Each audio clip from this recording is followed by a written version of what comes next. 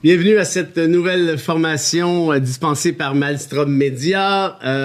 Avec moi, à nouveau, parce qu'il était là pour une autre formation absolument captivante, du moins à mon avis, sur les demandeurs d'asile. Maître Stéphane Enfield, re-bienvenue chez Maelstrom. Merci de l'invitation. Maître Enfield, on va parler d'un sujet qui est complexe, qui est technique et qui est sensible aussi, je dirais, pour des raisons assez évidentes d'un point de vue humaniste.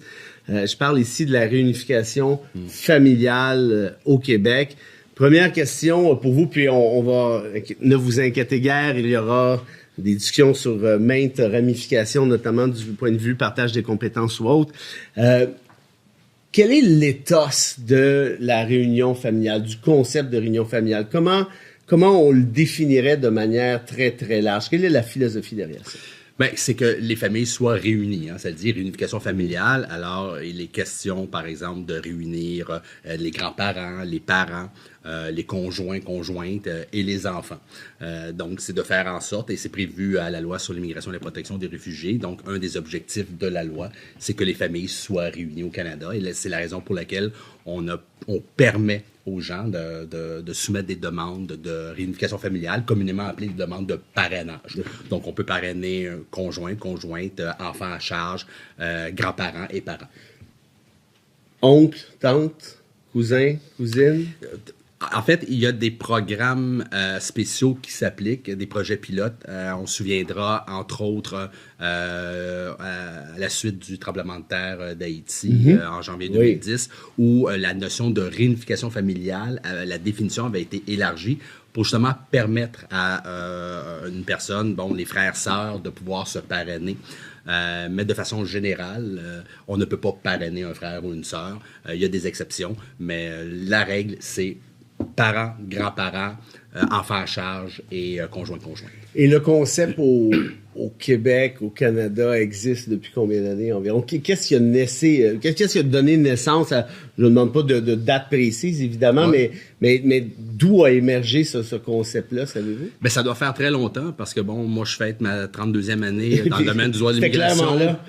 Donc, ça fait au moins 32 ans? Fait que ça fait très longtemps que ce principe-là existe. Et puis, c'est un dérivé de... En fait, on s'entend que c'est pour des motifs clairement humanitaires. On parle pas d'immigration au sens classique du terme. Il y a une espèce de... Ben, il y a un volet humanitaire, mais il y a surtout un volet de dire que c'est un droit que la famille puisse pouvoir être réunie. Évidemment, il y a des critères, on pourra en parler.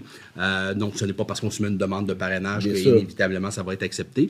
Mais l'objectif est justement de faire en sorte que les familles puissent être réunies lorsqu'on rencontre les critères, qu'on remplit les critères et que ça puisse se faire, ça sera permis justement de le faire. Alors, avant de rentrer dans ces mêmes critères et les procédures afférentes, on parle ici d'une compétence qui est essentiellement fédérale, mais pour laquelle Québec et les autres provinces peuvent avoir un certain mot à dire. En fait, c'est une compétence fédérale, mais c'est un processus en 3 étapes. Et ça, c'est important de bien le comprendre. La première des étapes, on doit soumettre la demande donc de réunification familiale auprès d'Immigration Réfugiés Citoyenneté Canada, donc le gouvernement fédéral. Et une fois que le garant, donc la personne qui veut parrainer un membre de la famille, est jugé un garant admissible, s'il demeure au Québec, évidemment, s'il ne demeure pas au Québec, il n'y a pas cette autre procédure. S'il demeure au Québec, doit soumettre une demande d'engagement. Donc, il va signer un contrat avec le gouvernement... Genre de cautionnement, quoi? Exactement, avec le gouvernement québécois. Pour un conjoint, il va s'engager pendant 3 ans à faire en sorte que la personne va subvenir aux besoins de la personne parrainée. Et on va obtenir ce qu'on appelle un certificat de sélection du Québec. Et une fois qu'on a ce fameux document en main, la 3e étape, on retourne du côté du fédéral et c'est le gouvernement fédéral qui va délivrer en définitive le visa de résident permanent et d'accepter en définitive le dossier de réunification familiale. Fait que la décision ultime revient au gouvernement fédéral. Donc, il y a une espèce d'effet boomerang, en quelque sorte. Exact. Est-ce que vous diriez que cet effet-là existe aussi dans d'autres provinces canadiennes ou c'est typique au Québec? Non, c'est typique au Québec. Dans les autres provinces canadiennes, on soumet la demande dans le volet fédéral et c'est tout. Et le processus est uniquement fédéral de A jusqu'à Z? Exactement. Est-ce que ceci existe depuis l'entente Colin Couture de 79? Oui, parce qu'il y avait un caractère spécifique pour le Québec qui avait été accordé de manière... Est-ce que avant l'entente, il y avait cette disposition-là. Bonne question. Je ne veux pas induire les auditeurs dans l'erreur, mais je serais porté à dire que depuis l'entente, assurément, on fonctionne de cette façon.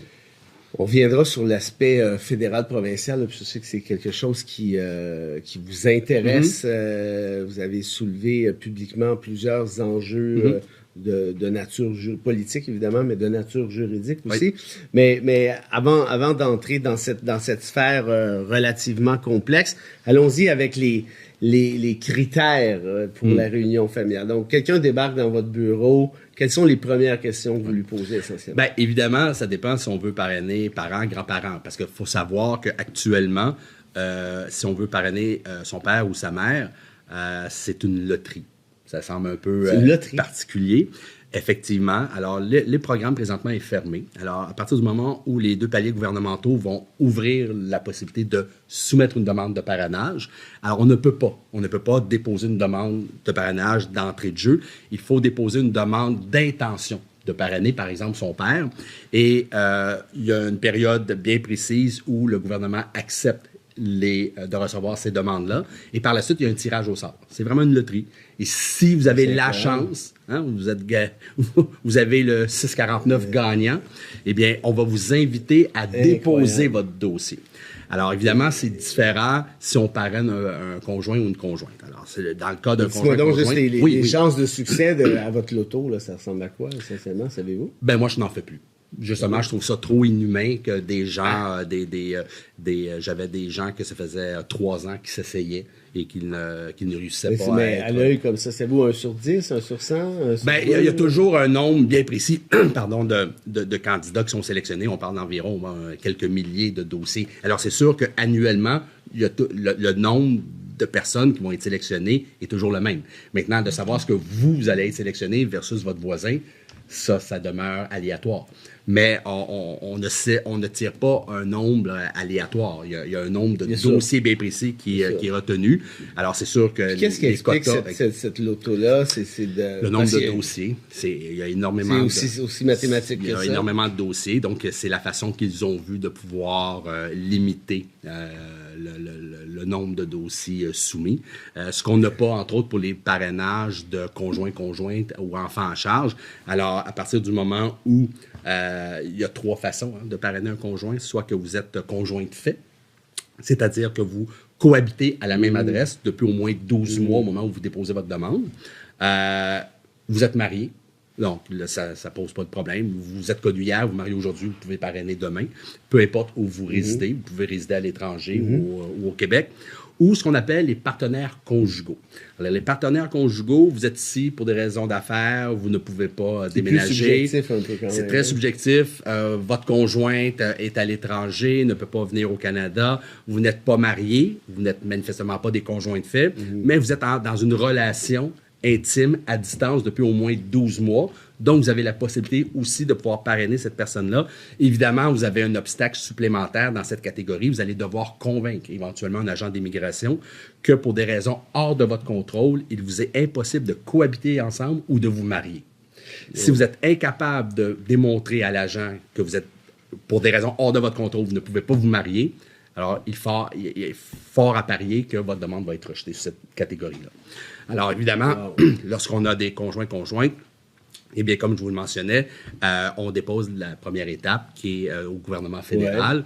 Et là, on doit démontrer qu'on est un garant admissible.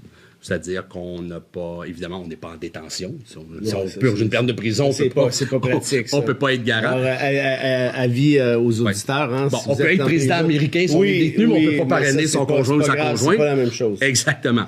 Alors, on ne peut pas non plus être prestataire de l'aide sociale. OK? Et pendant tout le processus. Pendant tout le processus. Oui.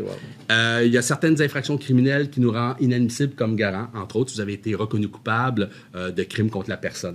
Hein, si vous avez déjà été reconnu coupable de violence conjugale, entre autres. Okay? On parlait tout à l'heure dans l'autre formation que je vous invite à consulter, de la grande criminalité. Puis vous aviez fait la liste de tout ce qui Ça se ressemble un peu, non? Ben, en fait, faut juste faire attention. La grande criminalité s'applique à l'étranger, donc celui qui n'est pas citoyen canadien. Dans le cas qu'on parle ici, c'est une condamnation du citoyen canadien, donc de la personne qui veut parrainer. Mais vous avez raison de le préciser, et ça sera dans une dernière étape dans le processus du parrainage, c'est-à-dire l'évaluation du sécuritaire et du médical. En fait, la personne qu'on parraine ne doit pas avoir de casier judiciaire. Évidemment, si elle a un casier judiciaire, ça la rend inadmissible. Alors, évidemment, on regarde est-ce qu'on est un garant admissible. Bon, il y a des critères.